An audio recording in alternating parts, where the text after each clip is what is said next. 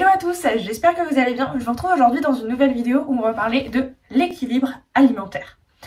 Je vais vous expliquer dans cette vidéo qu'est-ce que c'est manger équilibré, comment manger équilibré, quels sont les bienfaits sur notre corps et sur notre organisme, et puis plein de petits conseils et de petits tips au cours de cette vidéo.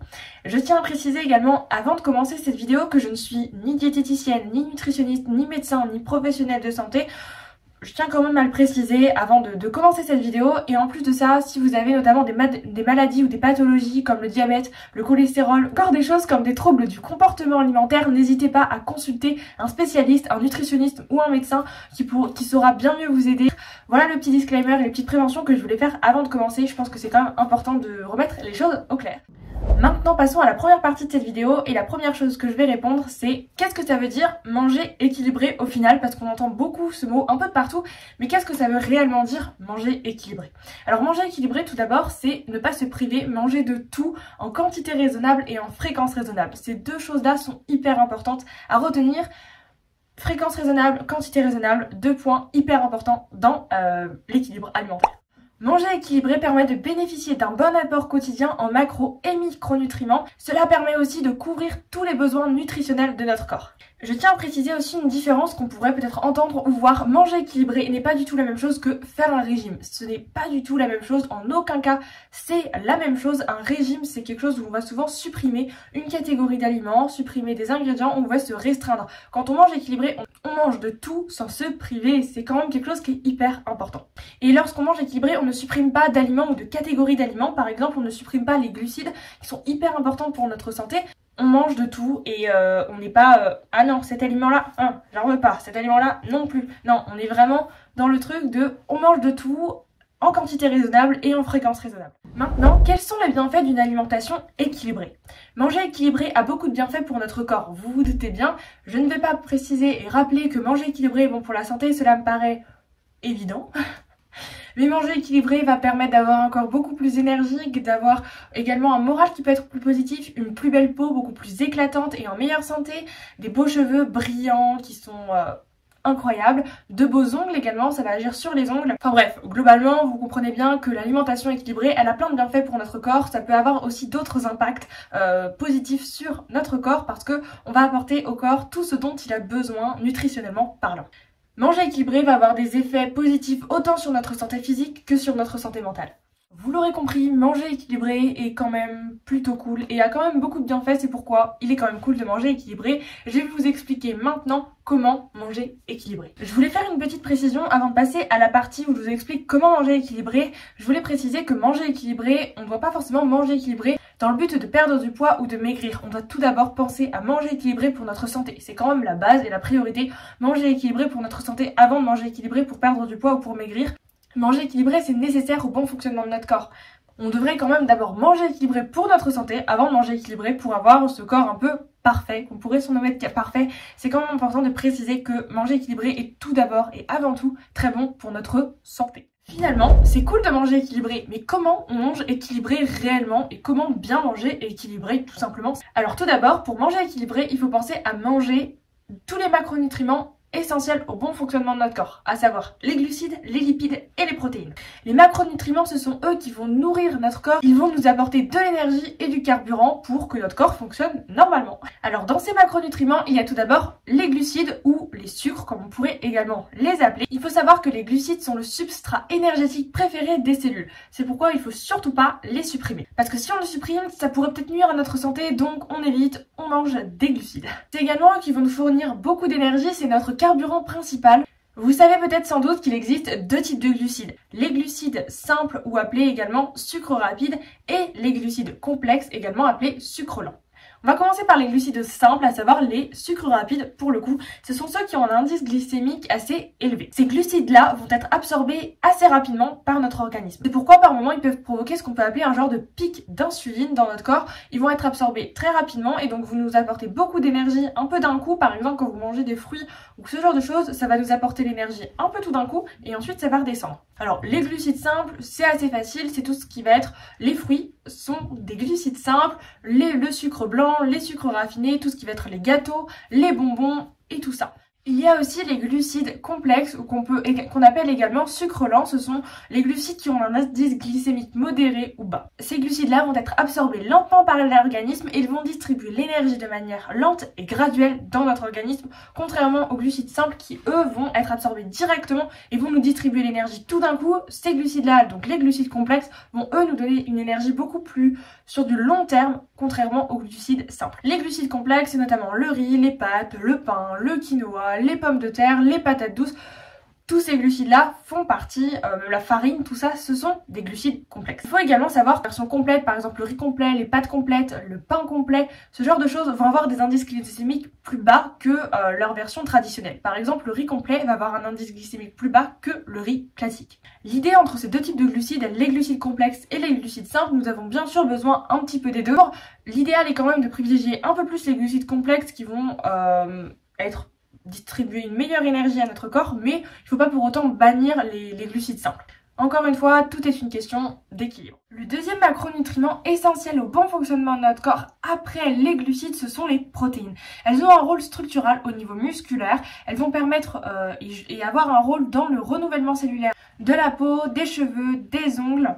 Elles sont également impliquées dans la réponse immunitaire, dans le transport de l'oxygène dans l'organisme, ou encore également aussi dans la digestion. Bref, vous l'avez bien compris, les protéines sont donc indispensables au bon fonctionnement de notre corps. Enfin d'ailleurs comme tous les macronutriments. Il existe deux principaux types de protéines. Il existe les protéines animales et les protéines végétales. Aussi simple que ça. Alors dans les protéines animales, il y a bien sûr la viande, le poisson, les fruits de mer, les œufs, les produits laitiers comme le fromage, les yaourts, le lait. Tout ça, ce sont des protéines animales. Au niveau de la viande, je voulais faire une petite précision et une petite aparté.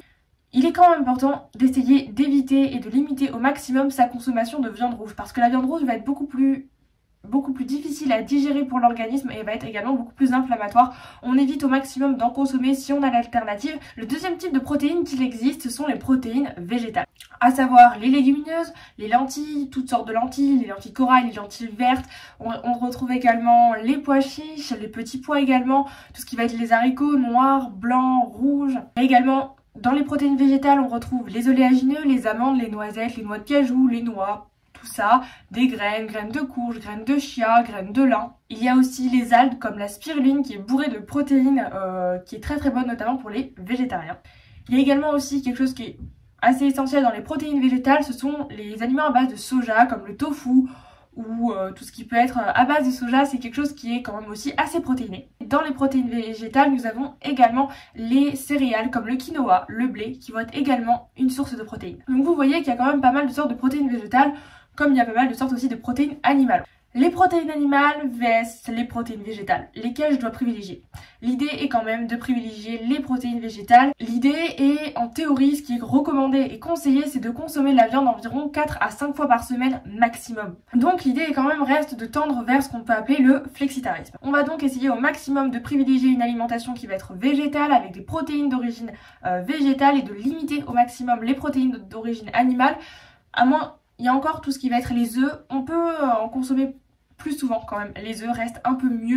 Alors l'idée reste quand même n'est pas forcément de devenir végétarien, l'idée est tout simplement de réduire sa consommation en protéines animales, notamment en viande et en poisson, pour introduire un peu plus de protéines végétales, notamment comme les légumineuses qu'on met souvent de côté quand est-ce qu'on mange pas mal de viande. Il est important de manger plus de protéines végétales que de protéines animales pour notre organisme, tout simplement, mais il n'est pas forcément nécessaire pour manger équilibré de bannir les protéines animales comme la viande. Dans l'équilibre alimentaire, on mange de tout, donc les produits d'origine animale, on n'est pas forcément obligé de les bannir, à moins qu'on le souhaite et qu'on est végétarien. Personnellement, je suis végétarienne, mais c'est pas pour autant qu'il ne faut pas manger non plus de la viande, il faut juste en consommer modérément. Et le dernier macronutriment essentiel au bon fonctionnement de notre organisme, ce sont les lipides, ou autrement dit, les graisses. Ce sont la source d'énergie la plus lente et ce sont également les nutriments les plus énergétiques. Ils sont bien sûr, autant que les glucides et les protéines, essentiels au bon fonctionnement de notre corps. Alors, où retrouve-t-on ces bons lipides ou ces bonnes graisses, comme on pourrait les appeler? Dans plein d'huiles, notamment de première pression à froid, très important, comme l'huile d'olive, l'huile de colza, l'huile de lin, l'huile de noix, l'huile de sésame ou encore, pourquoi pas, l'huile de tournesol. On retrouve également des bonnes graisses dans l'avocat, dans les poissons, notamment comme le saumon. On retrouve des graisses aussi dans les oléagineux, à savoir les amandes, les noisettes, les noix de cajou. Les oléagineux, l'avantage c'est qu'ils sont ils ont à la fois des protéines et des lipides. On retrouve également des lipides dans tout ce qui va être le fromage, les œufs. Enfin, on en trouve dans pas mal de choses. Après, il y a des bonnes graisses et des mauvaises graisses, un peu comme tout. Il faut faire attention, mais les bonnes graisses sont principalement celles que je vous cite et celles que j'écris à l'écran. Maintenant que je vous ai expliqué les 3 macronutriments essentiels au bon fonctionnement de notre corps, à savoir les glucides, les lipides et les protéines auxquelles il faut consommer tous les jours, il existe maintenant aussi quelque chose d'autre qu'il faut incorporer dans son alimentation qui est très important, ce sont les micronutriments. Ah oui, parce que s'il y a les macronutriments, il y a forcément les micronutriments. Alors qu'est-ce que ce sont les micronutriments? Les micronutriments, ce sont tout simplement les vitamines, les minéraux et les oligo-éléments. Les micronutriments ne vont pas forcément apporter d'énergie particulière, mais ils sont également essentiels au bon fonctionnement de notre corps. Il faut savoir aussi une chose, c'est que dans beaucoup d'aliments, on retrouve des micronutriments, d'aliments de toutes sortes, des produits d'origine animale, végétale, peu importe. On retrouve des micronutriments dans beaucoup d'aliments, si ce n'est presque dans tous. Par contre, il y a une source également essentielle de micronutriments qui est également indispensable à notre bonne santé, ce sont les fruits et légumes. Bien sûr, je suis bien obligée de les mentionner à un moment donné ou à un autre, mais les fruits et légumes sont hyper bons pour la santé. Pourquoi? Parce qu'ils sont presque composés à 70% d'eau en moyenne, selon les légumes. Ils contiennent beaucoup de vitamines, de minéraux et d'oligo-éléments qui sont essentiels au bon fonctionnement de notre corps. L'idéal et comme ce qu'on peut entendre, c'est de manger 5 fruits et légumes par jour pour avoir un bon apport justement en eau et en micronutriments. Si c'est possible, c'est quand même mieux. Alors les micronutriments, ils vont donc apporter des vitamines comme les vitamines A, B, C, D, E ou encore la vitamine K. Il y a plein de vitamines qui existent. On retrouve également dans tous ces micronutriments les minéraux tels que le fer, le zinc, le cuivre, également le magnésium, le calcium, les oligo-éléments. Les oligo-éléments, c'est par exemple l'iode, le fluor, le sélénium. Vous voyez quand même que la catégorie des micronutriments, elle est quand même assez large entre toutes les vitamines qui existent, tous les minéraux et tous les oligo-éléments. Vous l'aurez donc compris, une alimentation équilibrée consiste à apporter à son corps les 3 macronutriments essentiels que je vous ai cités précédemment et également plein de micronutriments. Ça, c'est quand même la base d'une alimentation équilibrée. Un autre point que je voulais également aborder dans un peu la partie comment manger équilibré, c'est ce que j'appelle la règle des 3 V. Pourquoi? Alors une alimentation, en fait, elle est censée être vraie. Une alimentation vraie, c'est une alimentation qui est avec des aliments les plus bruts possibles. Par exemple, vous prenez un jus d'orange que vous achetez en supermarché ou une orange pressée, l'orange que vous allez presser vous-même va être un aliment beaucoup plus vrai que le jus d'orange qui va être un peu transformé. Vous voyez la différence? L'idée en mangeant vrai, c'est de consommer le moins de produits transformés et industriels possible avec le moins d'additifs, de colorants, de conservateurs, d'édulcorants, tout ce qu'ils peuvent rajouter, tous ces petits produits chimiques qu'ils peuvent ajouter dedans. L'idée est quand même d'éviter au maximum de manger ce genre d'aliments industriels. Lorsque l'on mange plus vrai, il est vrai qu'on doit quand même un peu plus cuisiner, forcément. Donc une alimentation vraie, une alimentation variée. Très important, à savoir on mange de tout sans se priver, on ne bannit pas de catégorie d'aliments comme je vous l'ai dit au début de la vidéo, on mange de tout simplement. Manger de tout permet d'avoir le maximum de bienfaits possibles et de nutriments possibles pour notre corps. Il faut également savoir que chaque aliment a des propriétés nutritionnelles différentes pour notre organisme et donc manger de tout permet d'avoir le maximum de bienfaits et d'apports nutritionnels. Après, manger une alimentation qui soit vraie, une alimentation qui soit variée, une alimentation qui soit végétale. Comme je vous l'ai dit tout à l'heure, notre corps n'a pas besoin de manger beaucoup de viande ni beaucoup de produits d'origine animale. On peut très bien en manger, mais c'est pas forcément indispensable.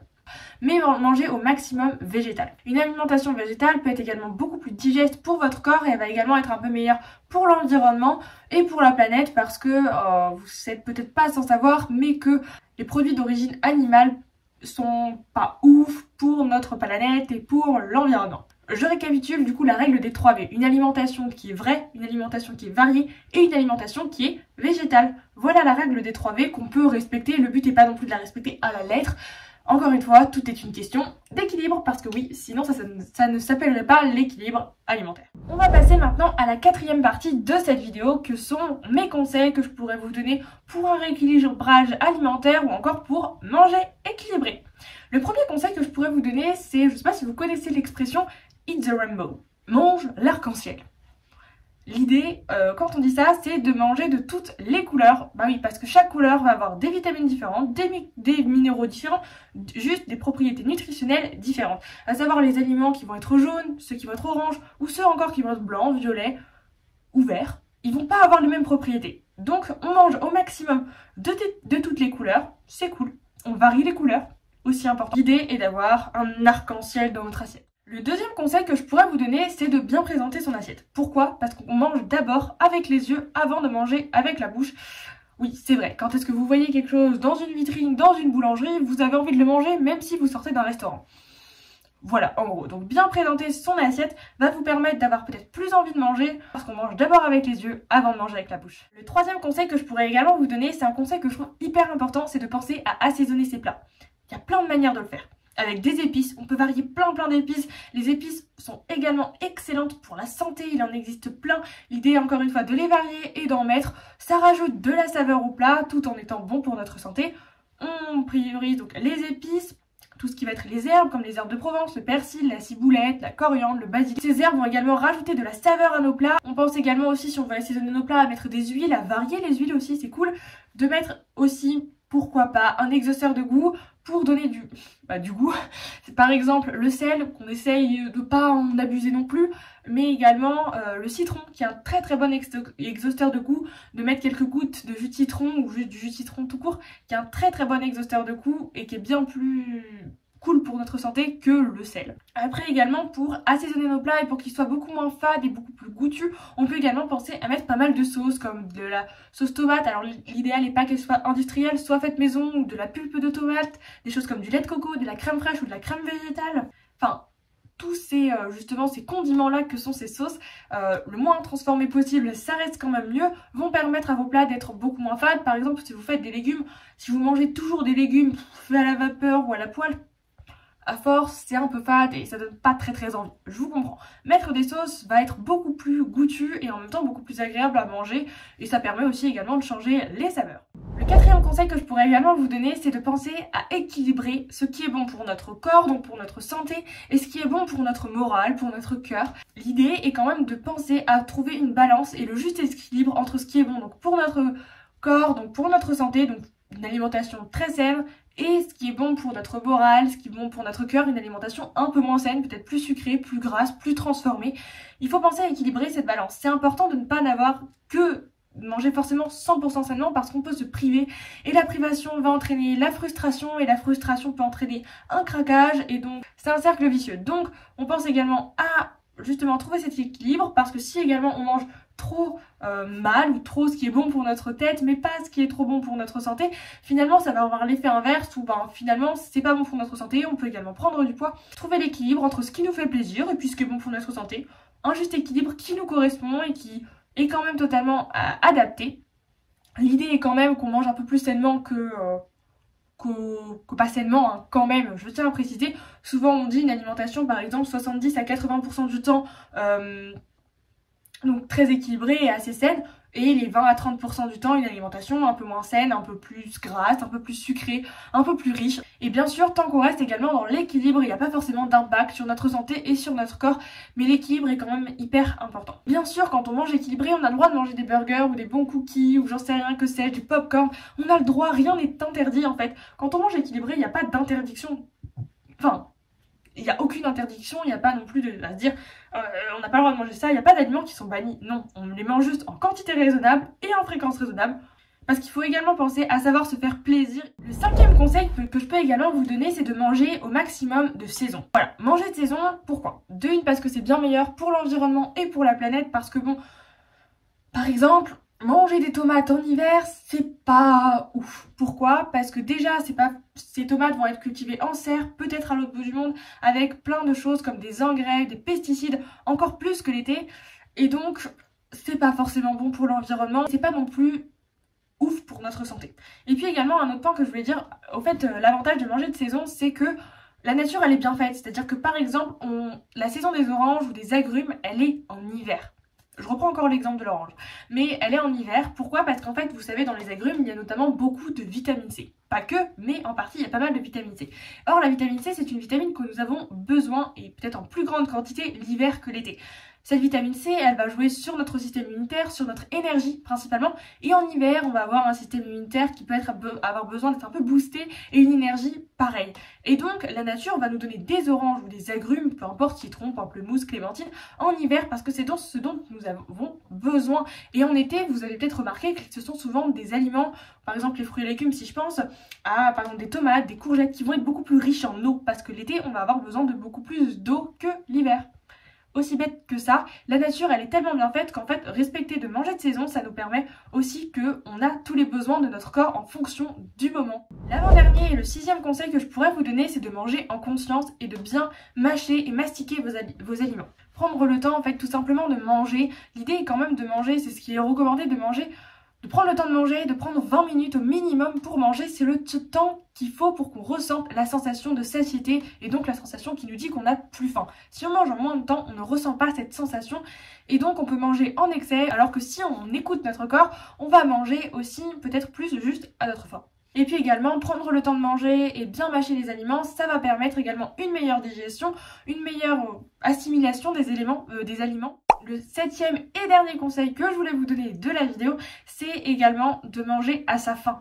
Lorsqu'on mange équilibré, on ne se prive pas. Encore une fois, et ça marche aussi en termes de quantité. C'est-à-dire qu'on mange à sa faim. Si on a faim, par exemple, qu'on revient d'une séance de sport et que c'est le soir, et qu'on nous dit le soir, faut pas beaucoup manger, ben non, en fait, si vous avez faim pour manger une grande platée de pâtes, mangez des pâtes, c'est pas grave, en fait. C'est pas grave, il faut aussi écouter son corps. Vous n'allez pas, en rentrant d'une grosse séance de sport, manger qu'une seule salade. Si vous avez faim, mangez plus. Mangez ce dont vous avez besoin aussi. Pensez à écouter votre corps et si vous avez très faim, bah, mangez beaucoup et si vous n'avez pas faim, bah, ne mangez pas forcément trop. Même si, bon, il ne faut pas non plus être dans l'extrême de pas manger. Hein. En fait, le but est quand même d'écouter son corps, d'écouter ce qu'il nous dit, d'écouter ses sensations, d'écouter sa faim. C'est hyper important.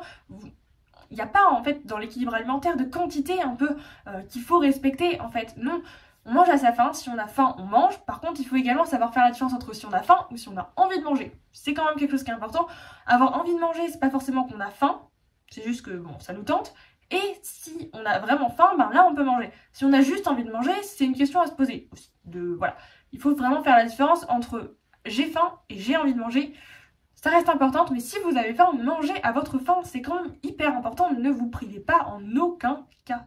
Voilà, j'en ai fini pour tous ces conseils, toutes ces choses à dire sur l'équilibre alimentaire. Moi c'est un sujet qui me passionne, que j'adore aussi justement savoir toutes ces informations. J'espère en tout cas que cette vidéo aura pu vous être utile, que vous avez peut-être appris des choses. En tout cas moi j'ai adoré la tourner. Si vous avez également des questions sur l'équilibre alimentaire, n'hésitez pas à me les poser dans les commentaires. Je pourrais totalement y répondre si c'est dans mes capacités et que je peux vous y répondre.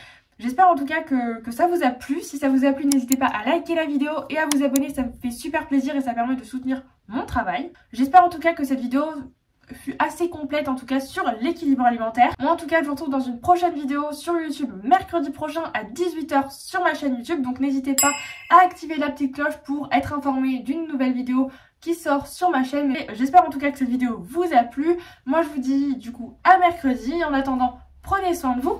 Bye!